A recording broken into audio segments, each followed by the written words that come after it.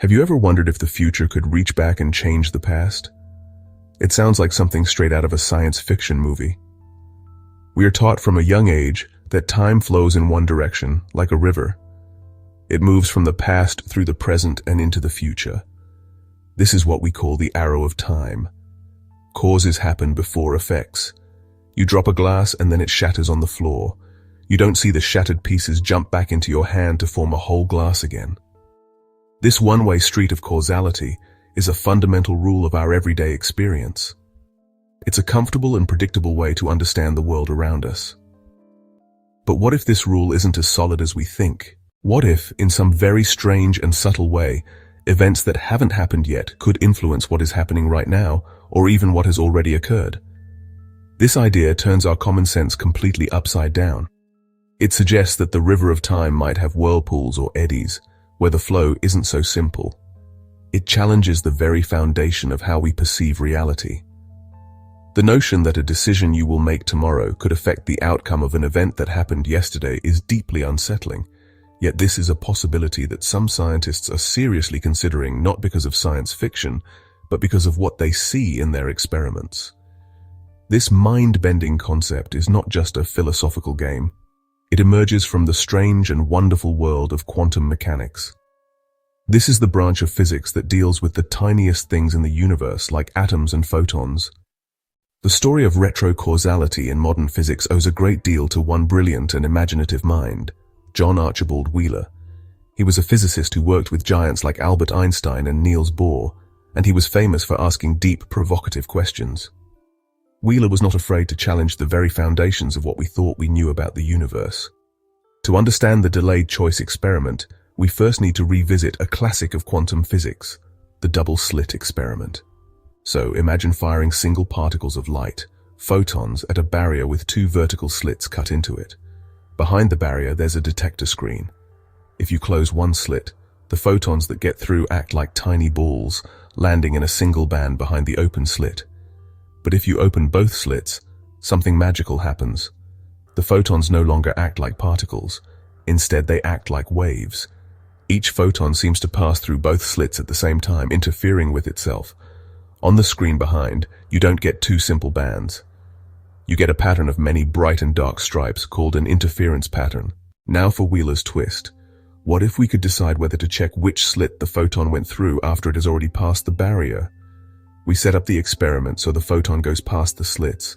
Then, a fraction of a second later, before it hits the final screen, we can quickly choose to insert detectors right behind the slits to see which path it took. The experimental results are honestly mind-boggling. Our future choice of measurement seems to determine the photon's past behavior. The delayed choice experiment was already strange enough, but physicists took it one step further with an even more baffling version, the quantum eraser. The goal of the quantum eraser is to get which path information, to know which slit the photon went through, but then to erase that information later on. The question is, if you erase the information, can you bring back the wave-like behavior that the information had destroyed? It's like trying to unscramble an egg. The results are, well, astonishing. For the photons where the which path information is successfully erased, the interference pattern comes back. So why would anyone seriously consider that the future can influence the past? The main argument for retrocausality is that it offers a surprisingly elegant, if unsettling, solution to some of quantum mechanics' deepest puzzles.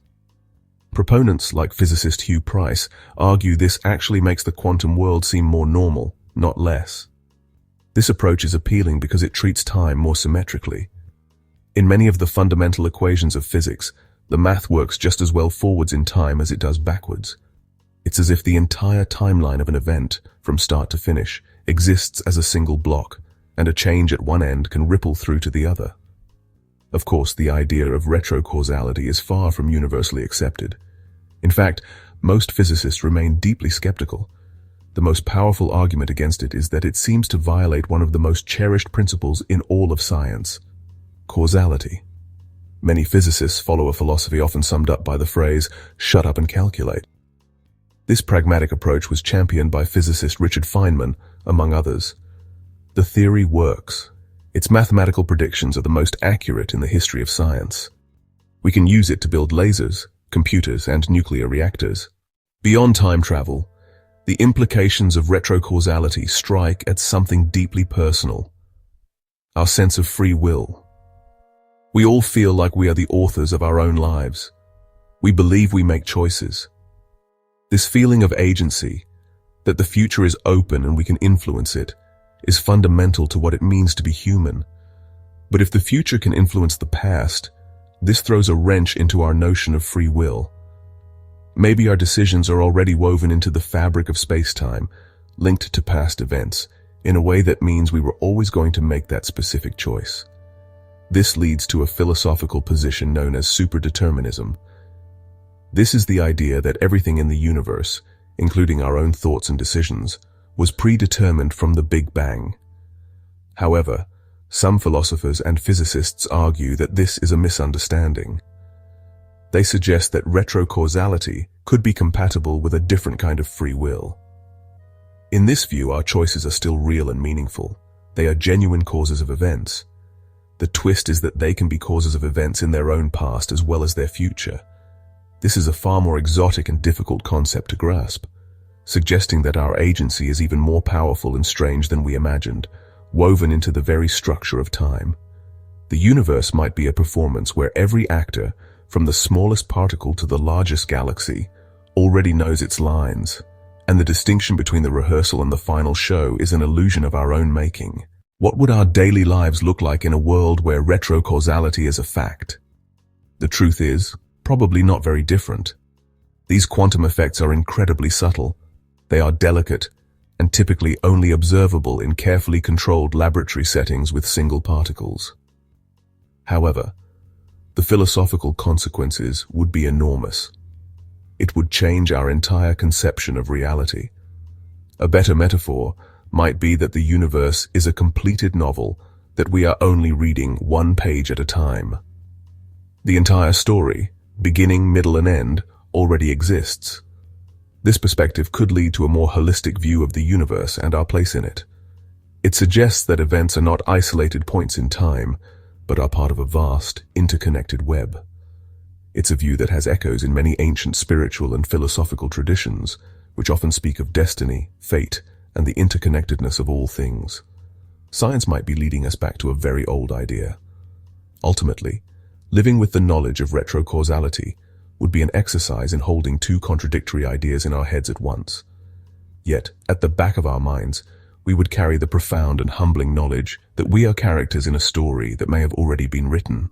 We have journeyed to the very edge of what we know about time and reality. We started with a simple, almost childish question: can the future change the past? We found that while it sounds like pure science fiction, this idea called retrocausality is being seriously debated by some of the world's brightest minds. It's a notion that springs not from fantasy, but from the stubbornly strange results of quantum experiments.